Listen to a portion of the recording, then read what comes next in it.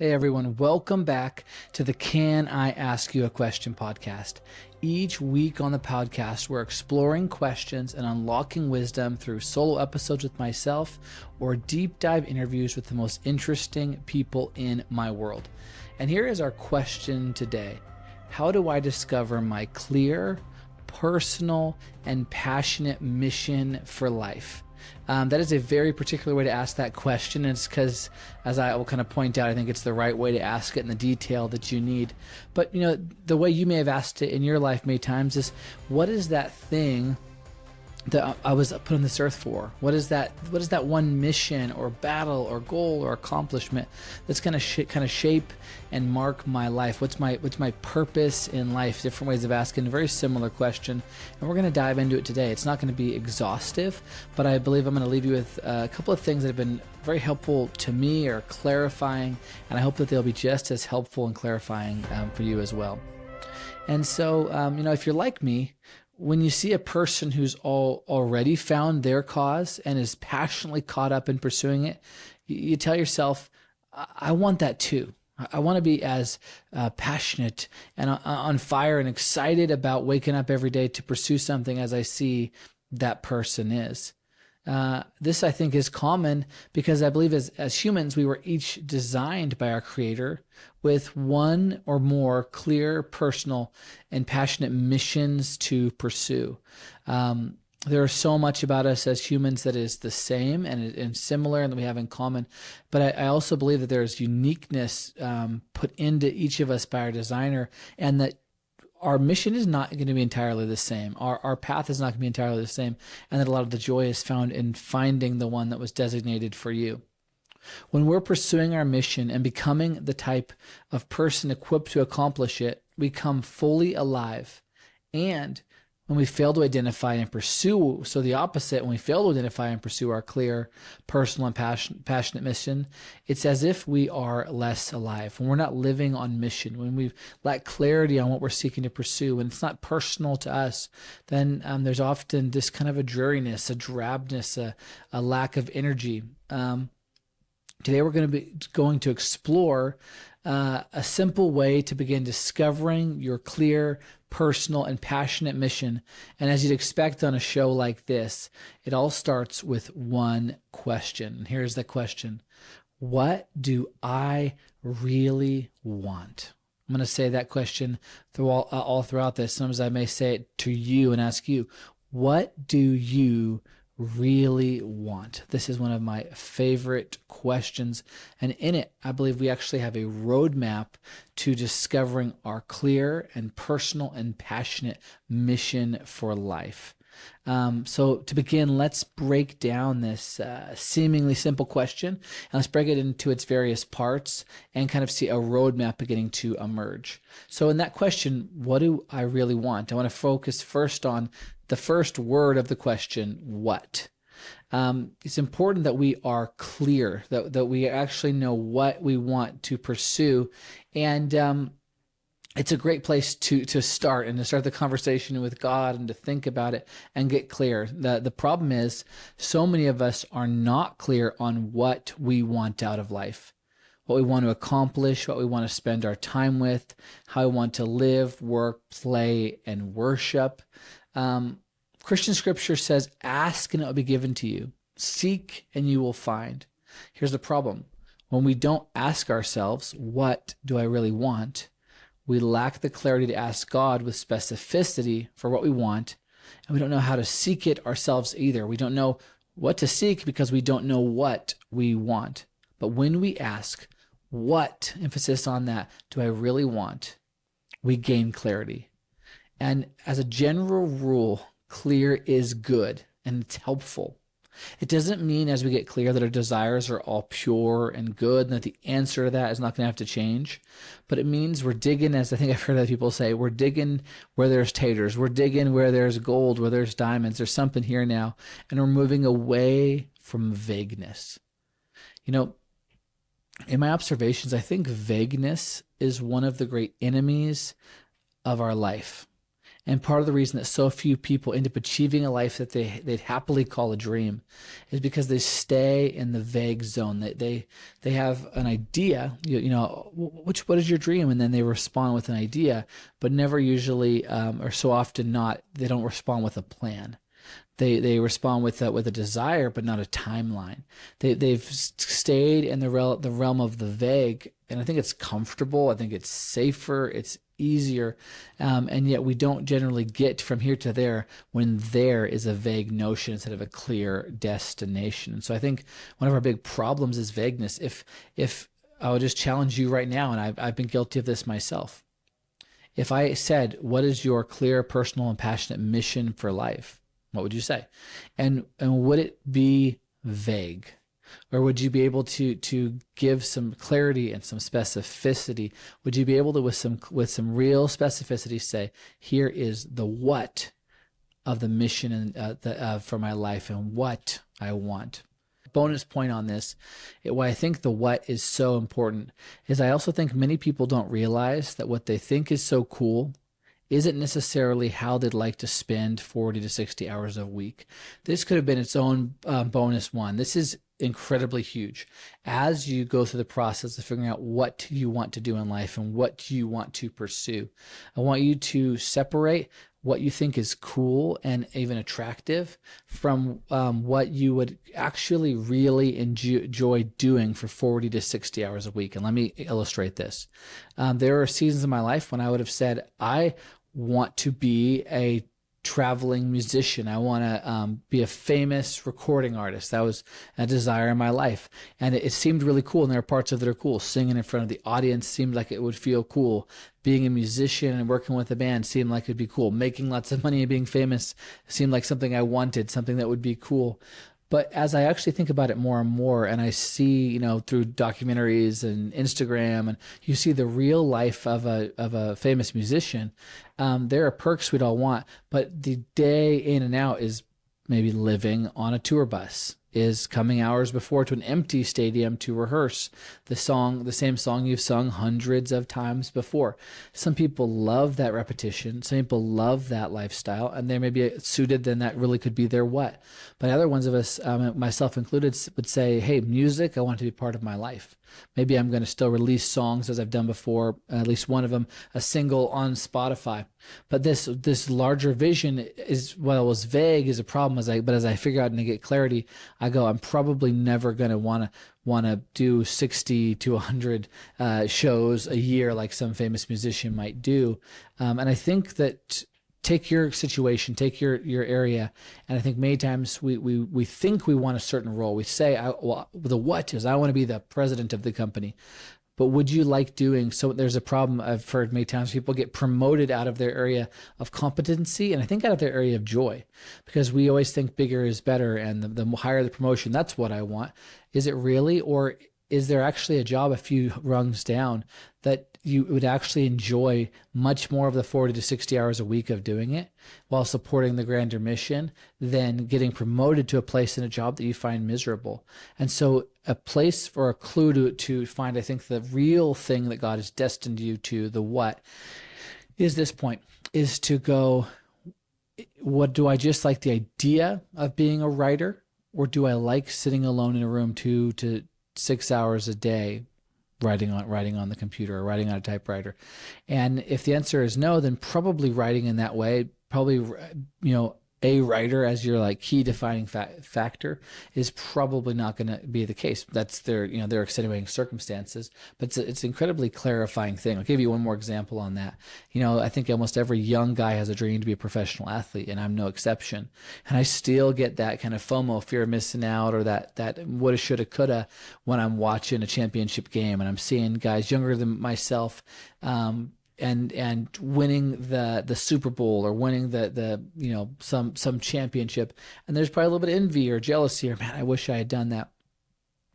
So my emotions are saying, well, I want to be a pro athlete, but when I actually review it a little bit more, I go, Same thing. I don't know that I want to exercise 4 to 6 hours or whatever, or 8 hours a day, most days of my life. I don't know if I want to be chronically sore. I don't know if I want to be traveling around this way. Like that probably would be more fun in some ways for my personality than maybe being a traveling musician, and maybe a little bit less travel maybe.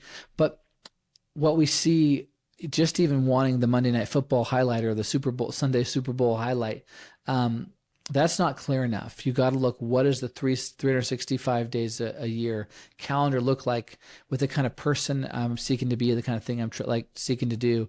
And if it doesn't align, it's probably not the right thing. Keep searching until you find some what's that you could go, I think I could spend a majority of my time doing it and it wouldn't grow old. I wouldn't grow weary. Now we're digging where there are taters. Now we're finding something that could be your clear what. And so that is point number one, as we're seeking to develop and to find our clear, personal, and passionate mission for life, is we ask the question, what do I really want? We focus first on that first word, what. What do I really want?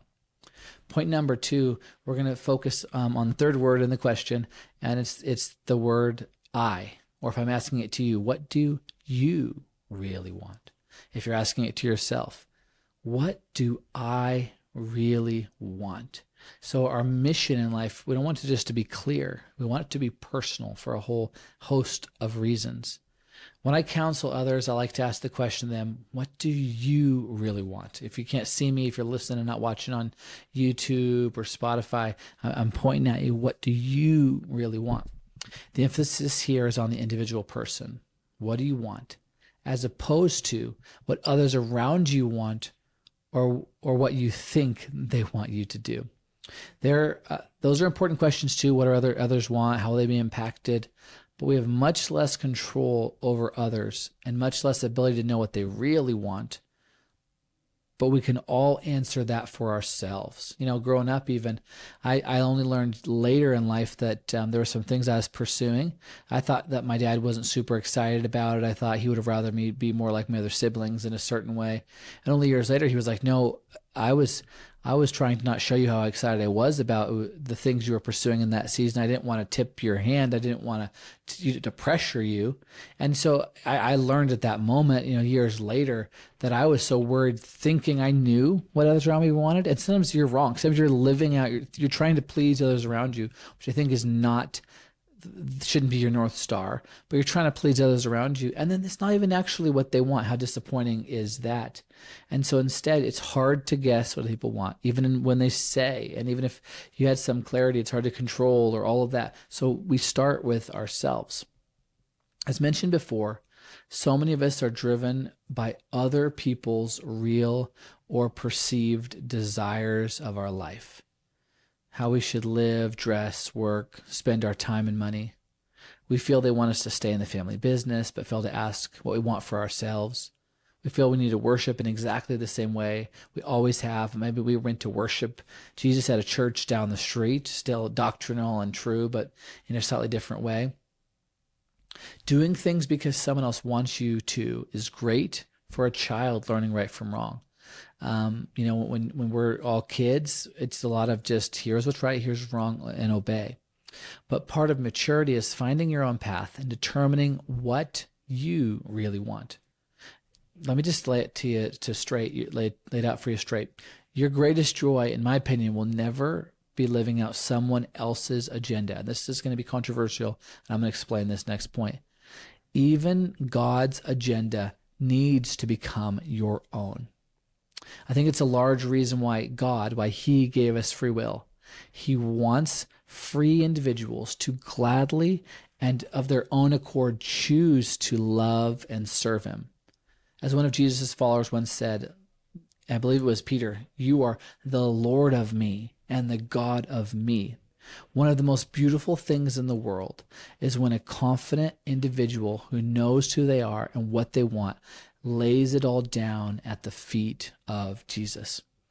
There was this concept, I believe it was Pastor Erwin McManus talked about And I think it was about the area of humility. I think he said that basically only a truly confident person can then be a humble person, because someone that's insecure, when they're saying, "Oh, I'm worthless," or "You take it all," it's not much of a gift. They really do think they have nothing to offer. They're not laying a crown down at anyone's feet, including God's. But a person that has a sense of confidence, when has an actual crown that they are then laying down at the feet of Jesus. And I think the same thing is true about identity and about asking the question, what do I want? Not just what does God want, not just what do my family or friends, people around me want, but actually focusing on the I. If we don't have that clarity of what we want, if we have not actually prioritized or really started with an inward and personal question, then I think we're only half able to worship God with a crown laid at his feet that says, I know what I want, but ultimately it's all before you.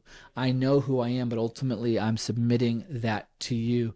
I think it's a much greater offering. And I just don't like the results. I think if you look back on your own life, potentially, if you look back on other people's lives that you've observed, chasing someone else's approval as the key mission of your life, living out someone else's dream, it lacks authenticity. It lacks that ownership that I believe only comes when you yourself have chosen that mission and adopted it and said, hey, this is my mission. This is the hill I'm going to die on. This is how, I'm still a young man. I'm 34, but you do start to see the end, and you do start to realize that decisions I'm making, they're going to quickly fill up my 30s, then fill up my 40s, then fill up my 50s, and so on. And that there's some of, there are certain opportunities you start to pass up, and you start to realize that you start to see how you're going to probably spend your life coupons. And I want to make sure that it's something I can live with and say, hey, this venture may not work. This nonprofit may not last, or it may be amazingly successful, but I can live with either way because I want this and I believe in it. And so I'm going to pursue it and give up some of my valuable life coupons to do it, years of my life to do it. I think that peace of mind only comes when you really have personally say, this is something I want, and now that mission is a personal mission. And so that is thought number 2. Number 3, as we want to have a mission for life that is clear, that is personal, and that is passionate.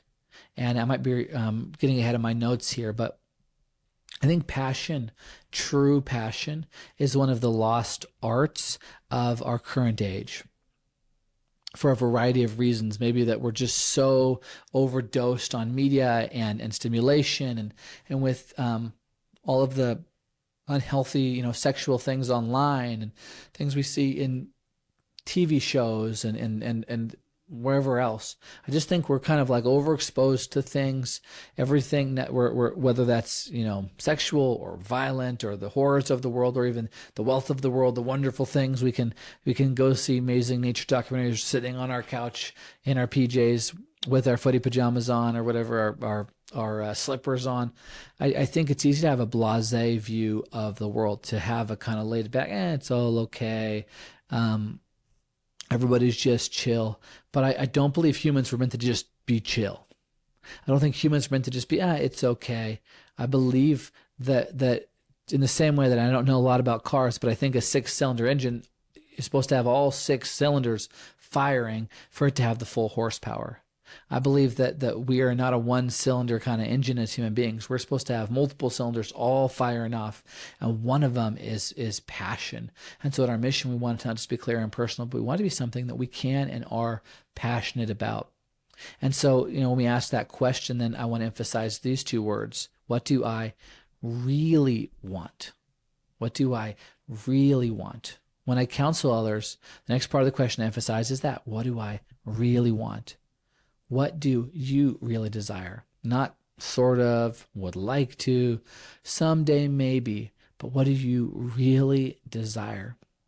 One of the great evils, the greatest evils of get-rich-quick schemes is they lie and tell us that value comes easily.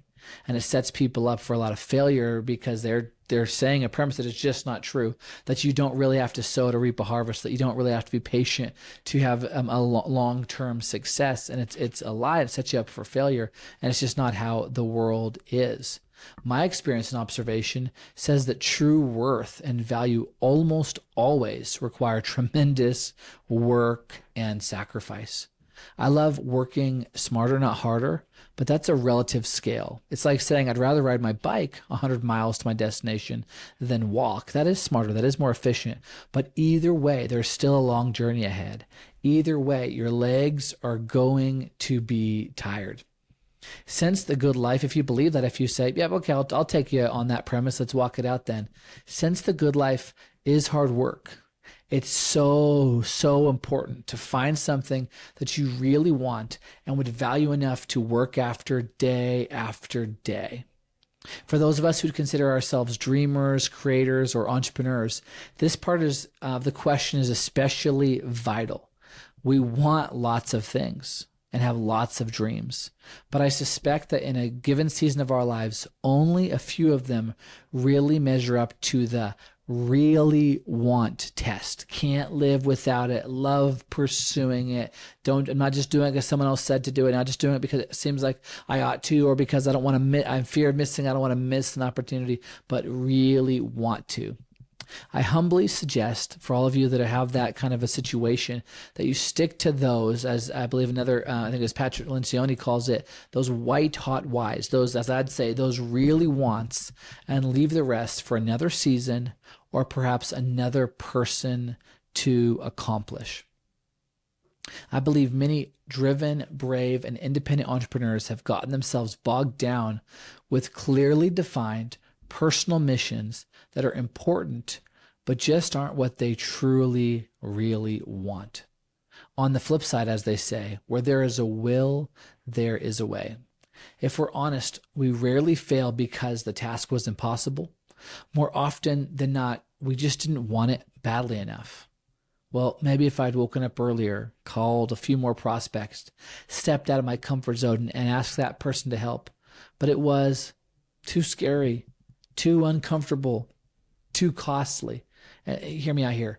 Don't get me wrong. The answer isn't to keep beating ourselves up for our lack of willpower. It's actually to let ourselves off of the hook with a little bit of honesty and really just say, I guess I didn't want it badly enough. There are some times when we want it so bad and we still fail. But many times with enough effort, we would have or could have achieved our purpose. So why didn't we? I think the answer often, if we're honest, is I guess I didn't want it badly enough. Then the next step is to ask, so what do I want badly enough? What would I fight day and night for?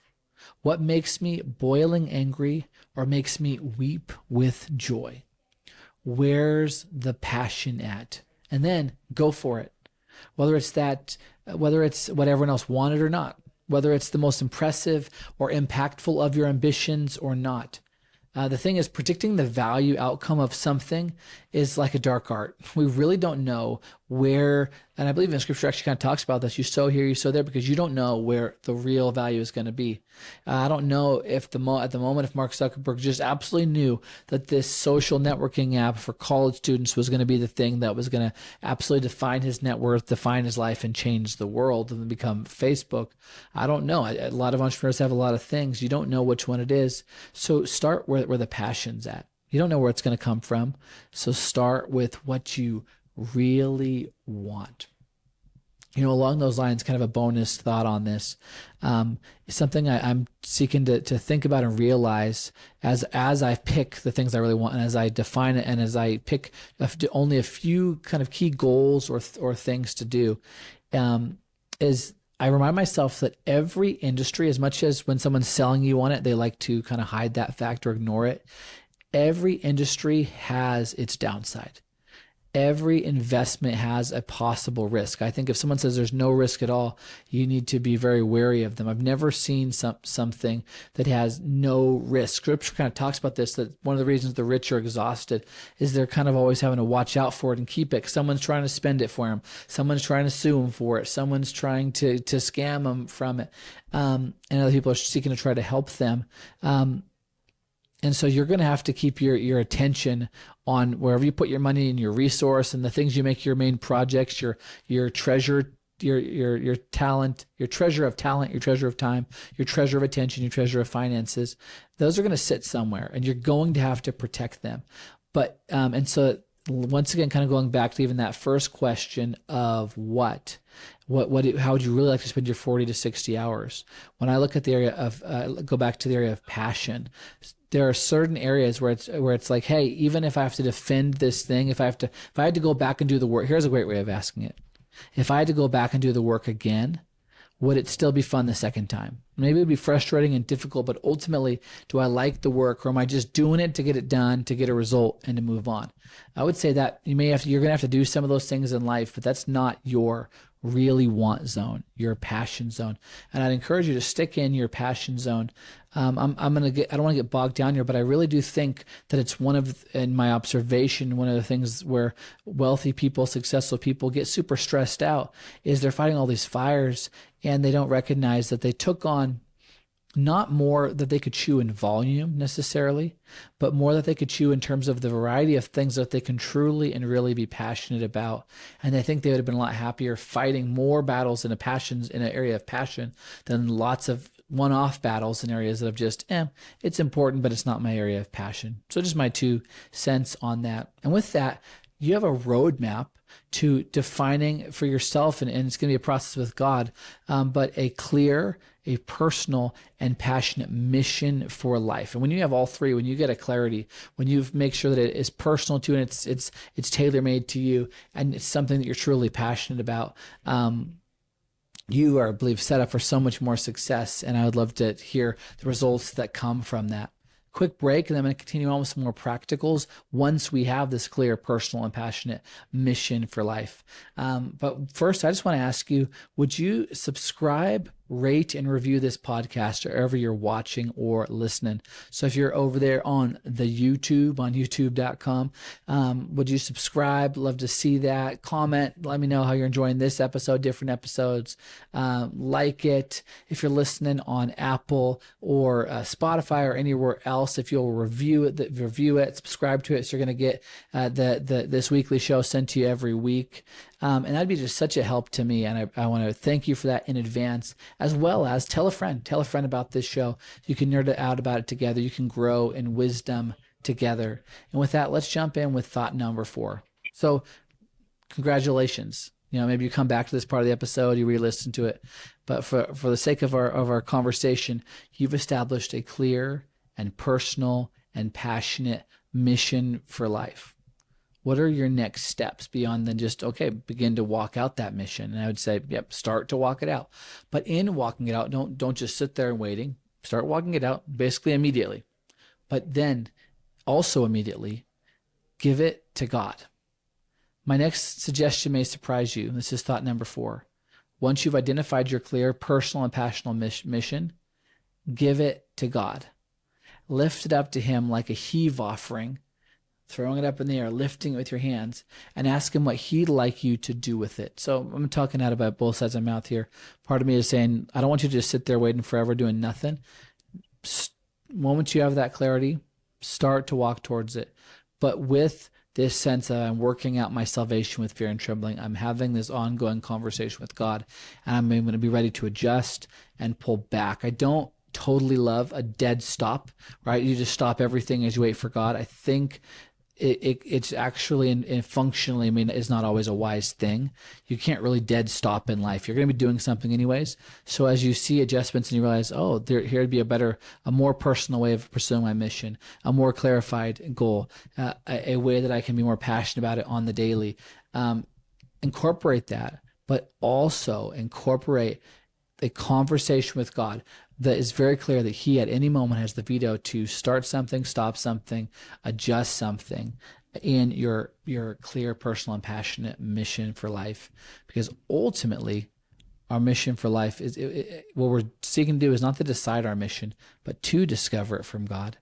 And ultimately, giving Him honor and glory and serving Him is really the key thing of this life. And there are a lot of incidental blessings that come along with that pursuit. So lift it up to Him. And let me just warn you, he may ask you to swap it out for a better dream. He almost certainly will use it at that conversation starter that you're starting with him as a launching pad for further conversation and development of you as one of his kids. I don't think God rarely wastes a conversation. I don't think he ever does. He rarely wastes a moment or opportunity or a challenge or a season of life. He's trying to work for our good, and he's trying to draw us nearer to him. And as we come nearer to him, draw us more and more into his image and likeness. We're his kids, and we become more and more like him. And this area of pursuing your mission in life is going to be a huge, huge part of that shaping. He's not going to waste it. I really think that often he's going to likely say, go for it. I believe that so many of the voices that we claim to be God are ultimately voices of lack and fear, even the demonic and resistance, voices of other people, and often just voices of our own inner critic, of which we're usually the loudest on that choir of of downers. And whereas God is so for us, and there's such Scripture says so many things about him. It says that he owns the cattle on 1,000 hills. It's not going to be resource that stops him from saying, hey, go for it. He has all the resources he needs to provide you with the resources you need to accomplish his will. It's not going to be time. He's timeless and outside of time. And so many times the voice of God is very positive. We just have to learn to hear it. Like I said, he may say stop. That can be there. But it's also likely he's going to just say go for it, and knowing that he can adjust you and correct and keep coaching you along the way. What we can trust is that whatever he says is good. And now we're talking with him earnestly and honestly. And I underlined these two phrases. And it's why I do promote this in a way that I think other people may find not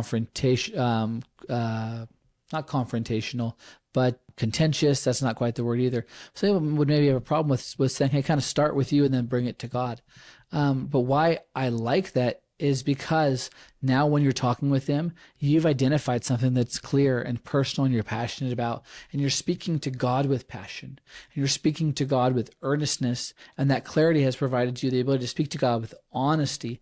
And to me, earnest and honest prayers are the ones we want to be having with God. Scripture says it's the fervent, effective prayer of a righteous man that avails much. And so I believe this process of self-clarity our life didn't start on our own. It started with God. Our life does not end on our own. It really ends in God. But there's that moment to sit with oneself and begin to have these internal dialogues and questions.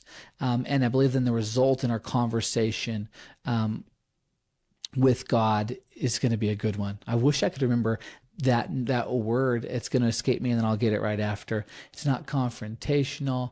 It's not contentious. It's don't remember it. I'll remember it later.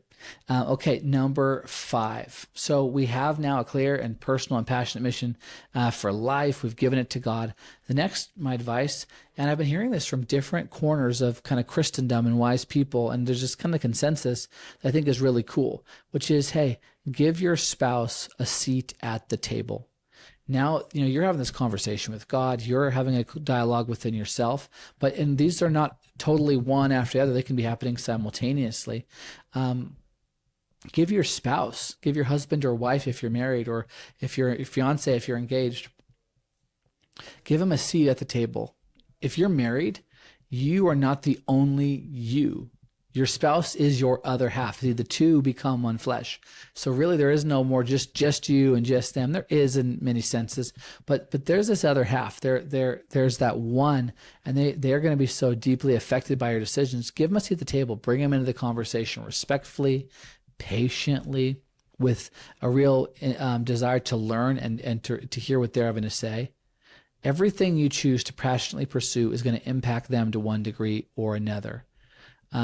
Besides yourself, your spouse gets controversial. That was the point I was going to say earlier. This idea of starting kind of with yourself in the conversation, then bringing it to God, is controversial in some situations, but it's why I stand behind it. Okay, so back to number 5. I'm glad I remembered that. Besides yourself, your spouse gets the largest vote in defining and refining your game plan for achieving your goals. Let me just say it again. Besides you and besides God, your spouse gets the largest vote. And if it's not that way, I think I'd say that's a yellow or a red flag in the way you've ordered your relationships, your priorities. More than any other business partner you have, it's your spouse that you have been promised to for life. You've promised that yourself to them for life, more than any other family member, more than any other friendship. And so the person, I think you have an uneven, arguably unhealthy relationship if you're leaning on someone else more than your spouse to get buy-in and really thinking about how it's going to affect them. Your spouse gets the greatest vote besides yourself and God. I don't know if it's equal or slightly less or all that. I'm not thinking in percentages exactly, but they're definitely right up there. In a healthy relationship, I suspect that your spouse is going to be supportive of you exploring what you really want in life. I think most spouses want that for us. Husbands and wives want that for us. But that doesn't mean there won't be questions. There's going to be questions. Doesn't mean there's not going to be concerns. And almost certainly doesn't mean there's not going to be healthy feedback. And maybe some unhealthy feedback, maybe some frustrated feedback from the person who knows you in some ways better than you know yourself, right? I really think that, and that's why I'm such a big fan of introspection and self-awareness, that there are just things, there's thoughts you've had that you've shared with no one. So only you and God know those. There are feelings and experiences. So I think you know yourself best in 9 out of 10 situations. But your spouse has had a front row to you, arguably like no one else ever has or ever will. And so they know you very well. And so hearing their feedback is going to be so vital and important because in some ways they know you better than you know yourself. As you have the conversation, it's likely there's going to need to be some negotiation, if you want to use that term. The timing may not be right for you or them or your children or something else. The budget may not be there yet. This has been, a very real one in my life and marriage, is a guy that's had lots of dreams, but not a lot of money to pursue them. Sometimes the conversation is like, hey, honey, I believe in this. It's good. I don't have any problem with it, but where's the money going to come from? And like, are we cutting out, bread and milk? And it's like, no, we're not going to do that. So now we have a problem. I'm not really stopping you. Math is stopping you, right? I like that. I'm not stopping you. Math is stopping you. We got to figure out a way to get the budget. And then let's have that conversation again, or maybe we'll just go forward with it. What they really want needs to be honored and accounted for as well. And that's so important, especially as you're hanging with me on this podcast more and more, is I'm a lot of times promoting being introspective, being self-aware, asking yourself, what do I really want? But if you are not equally attentive or nearly as attentive to the needs, desires, and wants of the closest people around you, you're living kind of a half-life. You're missing the scriptural command to love Lord God with our heart, mind, soul, and strength, and love your neighbor as yourself. You're shooting yourself in the foot. And so you don't just honor as sacred what you really want in that conversation that you're having internally with others, with God, but you honor what does your spouse really want? What is driving them? What are their dreams? And sometimes there isn't enough time or money or energy to pursue them both well. You can always probably we'll just split the difference. We'll just both pursue at the same time and we'll figure it out. But to pursue them well and with the level of intensity and focus and likelihood of success that you need, I'm learning that sometimes you got to take turns. Sometimes you're going to have to get very strategic and thoughtful with that. But one of the biggest reasons in my life that I'm coming to realize why I might wait on pursuing something that is clear, that is personal and is passionate and is part of my mission, why I might wait is if as we look at it, we go, hey, for a variety of reasons, it's this time, and it doesn't have to be back forth on turns, but the appropriate thing right now is to promote a clear and personal and passionate mission of my spouse. And so that's going to be a big part of the conversation. For some people, their spouse's goals are relatively stable and clear and small, but not in a demeaning way. And so they're pretty much going to be like, it's almost always your turn. They're like, hey, house is good, kids are good, it's your turn. 5 years later, house is good, kids are good, it's your turn. This may not be a big issue for you, but for couples like my wife and I, who both have a lot of dreams, who both have a lot of drive, who both have a lot of ambition, then this can actually be a thing that, and it has, it's become a point at times of contention. And so I'm trying to learn personally, and I want to help you in advance where if I can help you, can I not make the mistakes I made or get through them faster back to a healthy place on the other side? Instead of being surprised by this or resisting, it's just going, this is a challenge that comes from a really, really cool thing which is to being in a marriage of two driven people who have clear, personal, and passionate missions to pursue.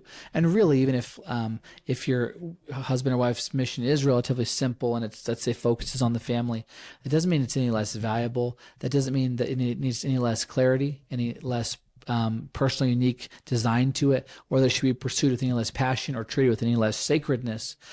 That's a mistake I've made. Is like, well, my venture or dream is going to make us a lot more money, therefore it's more valuable. Says who? And actually, Scripture puts the primary value on souls. So whenever you do have a spouse that's prioritizing family or the kids, for example, often that is, I think it's often more valuable because the human life is so valuable to God. And so you're going to be having negotiations. Asking yourself and identifying what you really want doesn't mean that you're guaranteed to achieve it right away. And for the sake of our character, it's good we rarely do get it right away. He said what happens is that we begin the first step of 1,000 miles. There's going to be many ups and downs, but now we have a true north to pursue individually and as a couple. Hopefully you've heard that phrase before. There's the North Star. That's that true north you can look towards, and it will guide you on a journey. Let's jump into thought number 6. As we start to get towards our close, I hope it's been insightful and helpful. I hope just realizing that your life mission should be clear, personal, and passionate is helpful. Hopefully, that question will stick with you. What do I really want? What do I really want will stick with you. And then hopefully some of these processes of giving it to God and giving your spouse a seat at the table will be helpful. And then number 6 is share it with friends. Now that you have this framework, now that you kind of know where you're going, you've gotten some buy-in from the people very closest to you, move out in concentric circles and start sharing it with other people. Share it with friends. This can be scary and should be done with care. For a lot of reasons, but because some people are not very thoughtful when you share a dream or a mission. Some people are actually threatened by it and would want to attack it. Some people, many people are they're just focused on their life and their concerns and even their own personal mission. And I think we have to that's just normal. I don't think we can really take offense at that. But as Scripture says, don't throw your pearls before swine. There is a right time and a wrong time to share a dream and an idea. I have proven this hundreds of times over my life that there's a wrong time, and I've then been hurt. And when I should have just waited and either found the right person or found the right time to share it, it would have been received a lot better. I'd have felt a lot better about that reception. And so it's scary, but share it with friends, but do it with care. But ultimately, once you've identified a clear goal, confirmed it's a personal mission, and a passionate desire that you're committed to pursuing, let those closest to you know about it. They probably won't fully understand. And you know what? It's your clear, personal, and passionate mission after all. It's not theirs. But they can provide helpful feedback and perspective. Hopefully, they're going to catch your vision and in their own ways support your journey. That's going to look different for every person. But the next test is this. Do you really want your goal and your mission enough to do it alone if necessary? I don't think in almost any circumstances God is going to ask of us to do our full mission alone. But I believe He's going to ask of all of us, or nearly all of us, to do it alone for seasons or to risk that. And I think it's like breaking out past the wave line. If you're going out of the ocean, if you ever saw that movie Moana, there's a spot where the waves keep breaking and she has to get through that spot, like it's the reef or the barrier, out into open seas. And I think risking relationship and risking having to do it alone or risking the disfavor of others as we share it is a part of the test. And on the other side, though, then we're going to find those friends who are able and willing and wanting to support us, be with us on it. And there's a richness, but we're going to have to take the risk. So that's number 6, to share it with friends. Number 7, discover your allies. Here's the thing. The odds are that all the people and resources that you're going to need to pursue your clear, personal, and passionate mission are not already there. The odds are very low that everybody and everything you already need is right there. As you niche down into your lane of purposeful pursuit, you're going to need to find your unique allies. When your dreams are really vague, then they can be vaguely supported by lots of other people with their own vague dreams and ambitions and worldviews. But as you get specific, you begin to isolate people. You begin to alienate unintentionally. You begin to potentially draw enemies, but also, and what you're going to have to do is to intentionally seek out and find, and you're also going to draw them allies. You're going to need to find your unique allies. The good news on this, among other things, is there are nearly infinite subcultures of people passionate about whatever you're passionate about. Much help, affirmation, and joy will be found in finding your allies. This is an area that I need to do better at. Was just at a wonderful conference, a Christian conference. And in the past, I would get kind of hurt and offended at this conference because I wasn't hearing speakers that were affirming my more specific niche, clear, personal, passionate mission. I was hearing other people's clear, personal, passionate missions. And I realized that it's a great conference. It's just not maybe the conference that I should be at, or it's not the conference. It's not designed for what I'm looking for. And so I don't need to poo-poo that conference. I don't need to be offended at that conference that they're not meeting my particular needs. I just need to go discover and get myself to some conferences and in some rooms with people who are really passionate about that unique niche or niche area that I'm focused on.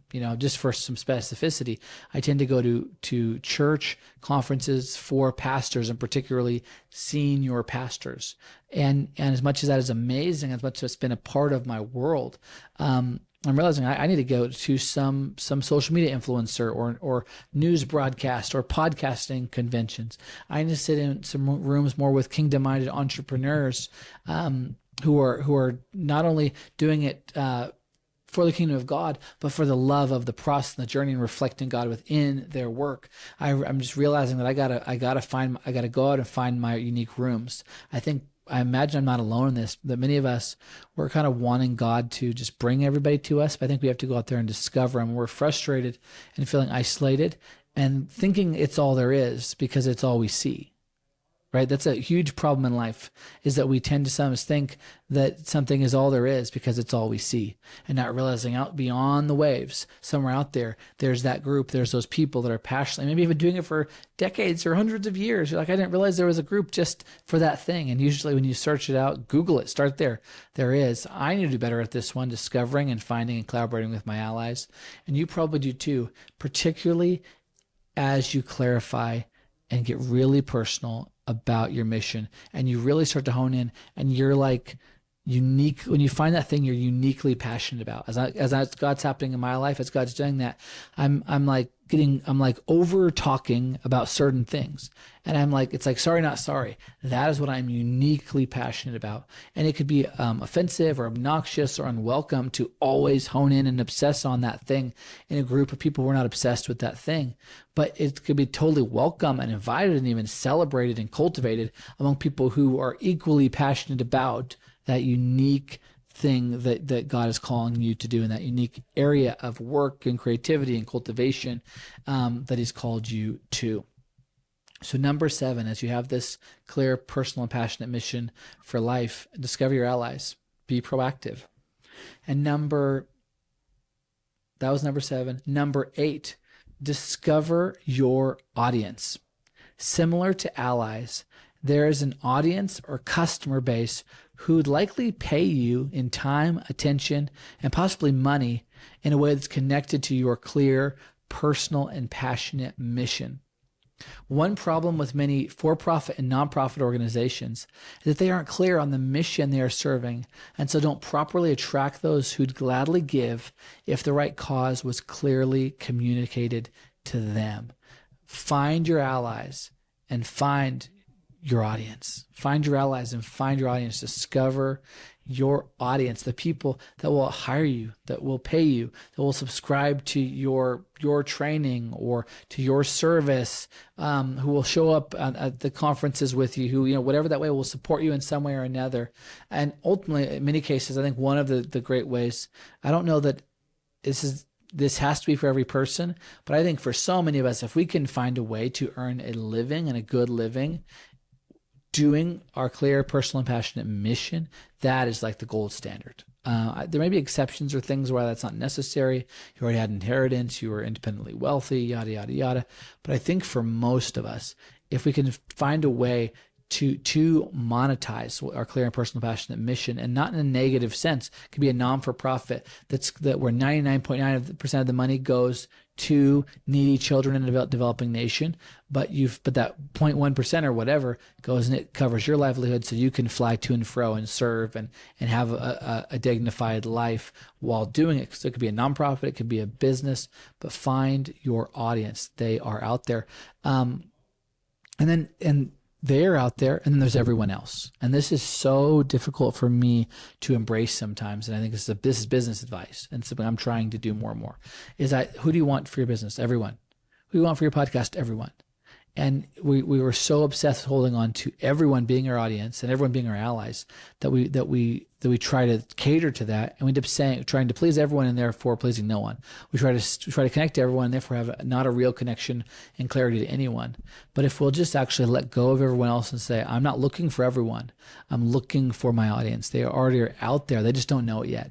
They're going to love my show. They're going to love my business. They're going to love my nonprofit. They're going to be a part of my organization. They're going to be an employee. They're going to be a customer. They just don't know it yet. And I think one of the best ways to attract them is to just be really clear and authentic with your clear, personal, and passionate mission, your strange brand of being yourself and whatever as that's reflected through your organization or whatever that is. I think that's like a bat signal out in the sky, attracting, maybe repelling everyone else, but attracting the people that say, I am uniquely passionate about what you are uniquely passionate about. In such a way, you discover your audience. I hope that I'm beginning to do that here on this podcast. I hope as you're listening, and I do ask that if you know of some people like you and me who are digging the kind of show that I'm creating and you're a part of here on the podcast, let them know. Because I'm seeking to let you guys know the things I'm passionate about. And it's a unique blend of culture and politics, of health, wealth, and wisdom, of talking about, strategies and talking about maybe investing and wealth, and then talking about the Bible and theology and talking about marriage. And it's there. I think there's a rhyme and a reason to it that I want to continue to develop and to clarify. But it's a unique hodgepodge of things. It's a tapestry. And I think it's beautiful and it's unique, and I'm looking for my audience. And I think, as you're watching, listening, you're probably one of them, and maybe you're not. Bye. We'll talk. Thanks for checking it out. Right. But if you are, please help me grow it. But then do that for yourself. Clarify. This is what I'm passionate about. This is what I love. This is what I hate. Here's my clear, personal, passionate mission. And that will be, I believe, attractive to the right audience. And there's some thoughtfulness to that. There's some, make sure it's appealing, make sure it's like raw but not too raw, real but appropriate, just the same way you're going to do in a romantic relationship. You want to lay it all out there. You don't want to get to the altar and they don't know who you really are, but they don't necessarily know all of you, and the worst bits on the first date, you're going to scare them away. Same kind of thing as you discover your audience, as you attract your audience and you attract your allies. But ultimately, I think authenticity is the hook. So in conclusion, I love asking the question, what do I really want? It's a question I know I've been encouraged to ask by mentors like my brother Jake, I believe is one, maybe was, give him some credit, may have been the first person to kind of get me asking this question. I don't recall if it was anyone else. I always like to honor whoever maybe gave this question to me first, but now I'm on it. It's a question I ask so often. What do I really want? And I just find I ask it and I get some answers, but then as God develops my life, through trial and error, I ask it again and I get new answers. I get more clarified answers. I keep honing in clearer and clearer and clearer on that clear section of my personal passionate mission. I keep learning more about myself and therefore able to personalize both the what and the how of my pursuit more and more. And in so doing, it just becomes more fun, and there's even more passion around it that just drives the whole thing in a really virtuous cycle. So I love that question. In it, we find a roadmap to discover our own clear, personal, and passionate mission for life. And so here's our takeaways. Here's the final questions for you. What do you really want? Wherever you're watching or listening, maybe just pause. What do you really want? Do you need to work more on clarity? Do you need to work more on making it personal and authentic? Or do you need to work more on making it something that you are or will continue to be passionate about for months and years to come? Which section do you need to hone in on more? That clarity, that personalization section, the passion portion of this. What do you really want? Begin to pursue it. Bring God immediately in that conversation. Bring your spouse into that conversation. Give them a seat at the table. As it's appropriate, start sharing it with friends, discovering allies, attracting and finding your audience. And just have a ball doing it. I'd love to hear your progress and your journey on this. I hope that someone is just lit up as you're listening to this, as you're asking it, and suddenly light bulbs are going off and clarity is coming as you pursue the uniqueness that God put within you, but you're unlocking it. The world needs it, and you want it. You want to be that kind of person. You want to be captivated with with a clear, passionate, and personal mission. With that, God bless you. Thank you for another week. I'll see you next Tuesday. Have a great day.